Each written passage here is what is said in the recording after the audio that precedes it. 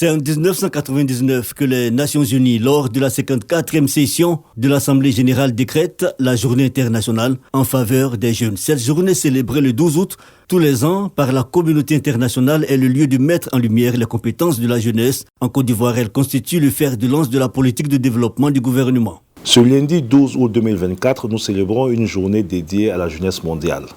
Une occasion de reconnaître et de valoriser le rôle central que les jeunes jouent dans la construction d'un avenir durable dans le monde.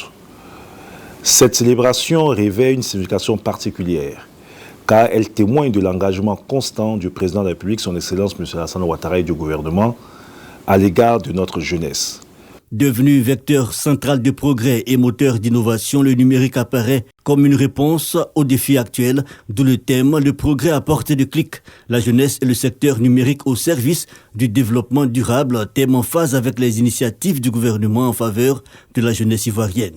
L'augmentation du taux de pénétration d'Internet, qui est passé de 2,6% en 2010 à 45% en 2023, témoigne de la volonté collective d'adopter et d'intégrer les technologies numériques dans nos habitudes quotidiennes.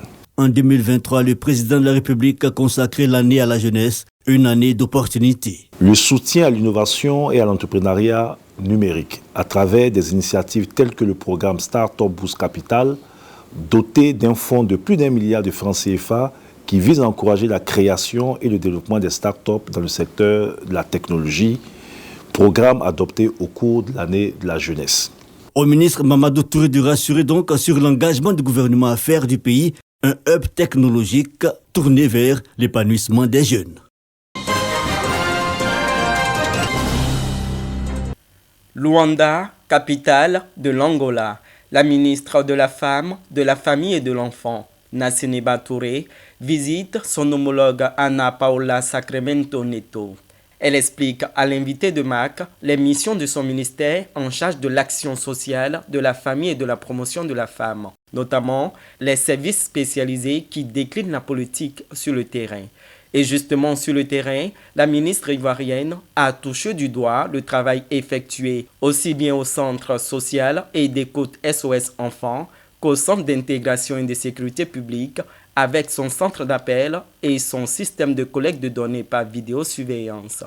La prise en charge des enfants abandonnés ou orphelins avec une approche inclusive a également séduit Nasseneba Touré, de même que l'implication de la police dans l'accompagnement psychologique des victimes de violences domestiques. C'est une visite de travail et Madame la ministre sera invitée en Côte d'Ivoire pour changer avec nous cette expérience, mais surtout l'expérience d'autonomisation des femmes. Parce qu'on a vu que le problème des enfants, le bon travail fait d'un commun accord entre le ministère de l'Intérieur et celui de la femme, on a vu que le point culminant, c'est de rendre les femmes autonomes.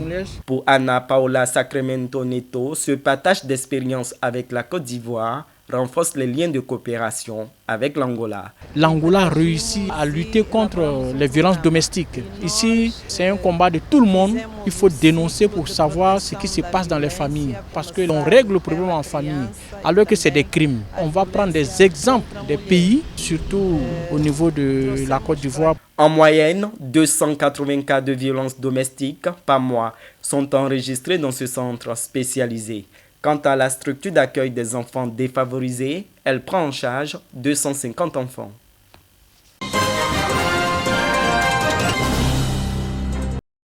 Du soulagement, des sourires et de la fierté.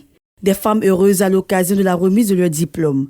Ces 715 apprenantes sont formées à la cuisine professionnelle, à la pâtisserie, à la maintenance et réseau professionnel. Une initiative de la mairie de Cocody et ses partenaires. L'objectif vise à contribuer à l'autonomisation de cette jeunesse. Chers diplômés, vous avez maintenant en main les outils nécessaires pour forger votre avenir. Votre diplôme est plus qu'un simple document.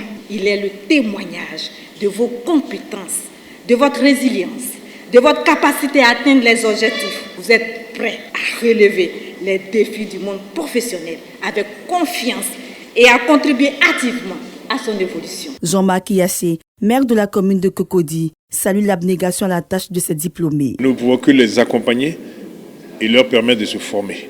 La formation est la première des choses qui d'abord reste personnellement avec vous et que personne ne peut vous voler. Et à vous maintenant, en fonction de ce que vous allez aimer, en fonction de ce que vous allez vouloir apporter, non seulement à votre commune, à vous-même, de pouvoir réaliser vos projets.